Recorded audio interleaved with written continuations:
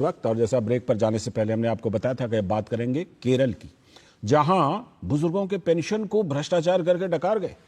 अधिकारियों ने पेंशन के पैसे डकार लिए केरल में। केरल सरकार, कुछ अधिकारियों का केरल सरकार में एक बड़ा घोटाला सामने आ गया है, जिसमें 1400 से भी अधिक कर्मचारी और अधिकारियों ने गरीबों का पेंशन फंड ही हड़प लिया। समाज कल्याण के तहत हजारों बुजुर्गों को मिल रहे पेंशन स्कीम में हुई जांच में एक बड़ा घोटाला सामने आ गया है।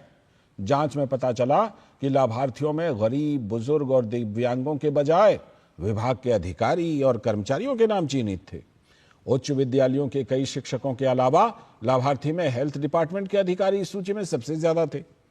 तो मुख्यमंत्री पिनराई विजयन ने कड़ी कार्रवाई का भरोसा दिया है।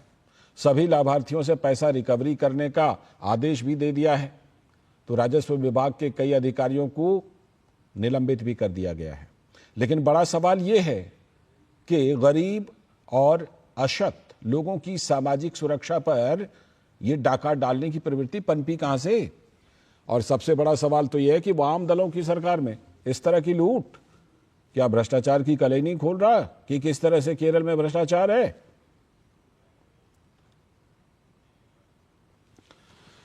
इस खबर पर बात करने के लिए हमारे साथ स्टूडियो में हमारे सलाहकार संपादक विनोद मिश्र जी जुड़े हुए हैं। उनसे चर्चा करते हैं। विनोद जी, देखिए, अब तो मामला सामने आया तो कार्रवाई तो होगी और पिनराई विजयन की सरकार वही कर रही है। लेकिन बात सिर्फ कार्रवाई की नहीं है, बात तो ये है कि ये हुआ कैसे सालों तक, और कई सालों से ये हो रहा था। और गरीब, बुजुर्ग, अशक्त, बीमार, उन लोगों के पेंशन को कोई दूसरा डकार रहा था, और वो भी राज्य सरकार के कर्मचारी। ये तो बड़ा मामला बनता है। डेफिनेटली लाल जी, सबसे चिंताजनक बात तो इसमें यही है।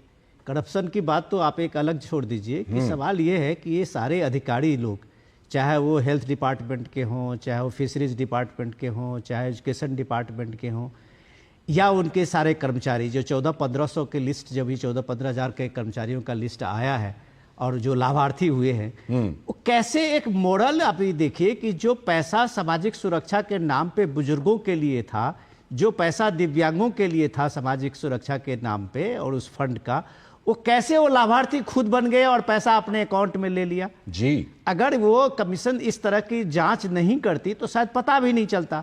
जब उसमें पता चला कि जब वो सारे लाभार्थियों की एक सूची को जिस तरह से वहाँ नोट एक खंगालने का काम शुरू हुआ, तो पता चला कि सारे इसमें तो डिपार्टमेंट के अधिकारी और कर्मचारी ही हैं। लाभार्थी जिनको मिलना चाहिए बुजुर्ग को, उनको मिल नहीं रहा है।